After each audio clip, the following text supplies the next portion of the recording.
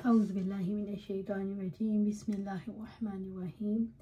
قطعۃ اراضی بطور جاگیر دینے کا بیان۔ اصل کتاب میں قطع کا لفظ وہ مقطع اور جاگیر دونوں کو شامل ہے۔ شافعیہ نے کہا آباد زمین کو جاگیر میں دینا درست نہیں، ویران زمین میں سے امام جس کو لائق سمجھے جاگیر دے سکتا ہے، مگر جاگیر دار یا مقطع دار اس کا مالک نہیں ہو جاتا۔ محب تبری میں اسی کا یقین کیا، لیکن قاضی ایاز نے کہا اگر امام اس کو مالک بنا دے تو مالک ہو جاتا ہے۔ ہم سے سلمان بن حرب نے کہا انس بن مالک رضی اللہ تعالیٰ عنہ سے سنا، انہوں نے بیان کیا کہ آپ صلی اللہ علیہ وسلم نے بحرین میں کچھ قطعۃ اراضی بطور جاگیر انصار کو دینے کا ارادہ کیا، تو انصار نے عرض کیا جب ہم لیں گے آپ ہمارے مہاجر بھائیوں کو بھی اسی طرح کے قطعات عنایت فرمائیں۔ اس پر آپ صلی اللہ علیہ وسلم نے فرمایا میرے بعد دوسرے لوگوں کو تم پر ترجیح دی جایا کرے گی،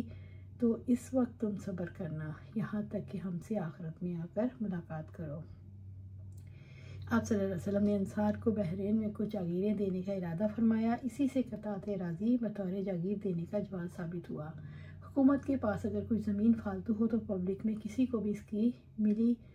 خدمات کے صلے میں دے سکتی ہے۔ یہی مقصد باب ہے۔ مستقبل کے لیے آپ نے انصار کو ہدایت فرمائی، وہ فتنوں کے دور میں جب عام حق تلفی دیکھیں، خاص طور پر اپنے بارے میں ناسازگار حالات ان کے سامنے آئیں، تو ان کو چاہیے صبر و شکر سے کام لیں، ان کے رفع درجات کے لیے بڑا بھاری ذریعہ ہوگا۔ قطعۃ اراضی بطور جاگیر دے کر ان کی سند لکھ دینا۔ انس رضی اللہ تعالیٰ عنہ سے کہ نبی صلی اللہ علیہ وسلم نے انصار کو بلا کر بحرین میں قطعۃ اراضی بطور جاگیر دینے چاہے تو انہوں نے عرض کیا اللہ کے رسول اگر آپ کو ایسا کرنا ہی ہے صلی اللہ علیہ وسلم تو ہمارے بھائی قریش مہاجرین کو بھی اسی طرح کے قطعات سند لکھ دیجیے، لیکن آپ صلی اللہ علیہ وسلم کے پاس اتنی زمین ہی نہ تھی، اس لیے آپ نے ان سے فرمایا میرے بعد تم لکھو گے دوسرے لوگوں کو تم پر مقدم کیا جائے گا، تو اس وقت تم مجھ سے ملنے تک صبر کیے رہنا۔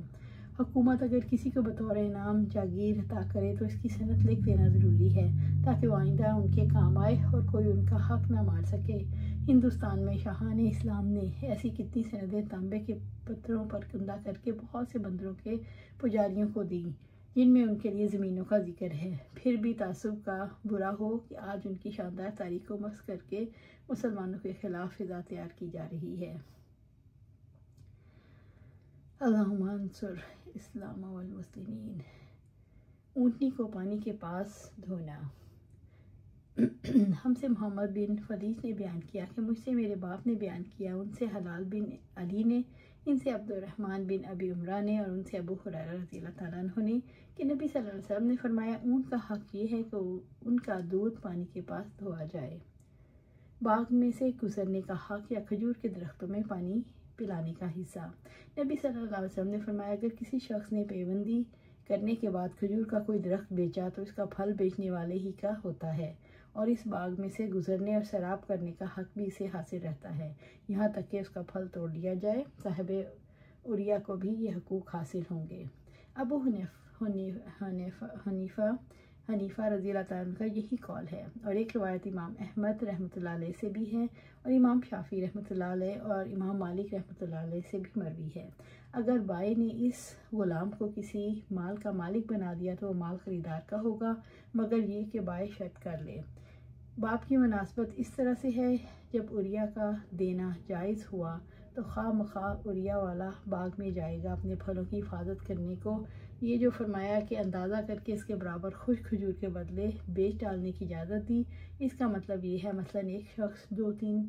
تین درخت کھجور کے بطور عریہ کے لے لے، وہ ایک اندازہ کرنے کو بلائے، وہ اندازہ کر دے، درخت پر جو تازہ کھجور ہے وہ سوکھنے کے بعد اتنی رہے گی اور یہ عریہ والا اتنی سوکھی کھجور کسی شخص سے لے کر درخت کا میوہ اس کے ہاتھ بیچ دے، یہ درست ہے۔ حالانکہ یوں کھجور کو کھجور کے بدل اندازہ کر کے بیچنا درست نہیں، کیونکہ اس میں کمی بیشی کا احتمال رہتا ہے، مگر عریہ والے اکثر محتاج بھوکے لوگ ہوتے ہیں تو ان کے کھانے کے لیے ضرورت پڑتی ہے، اس لیے ان کے لیے یہ بیع آپ نے جائز فرمائی۔ اللہ سبحانہ تعالیٰ سے دعا ہے ہمیں قرآن و سنت پر عمل کرنے کی توفیق دے، اس پر جما دے اور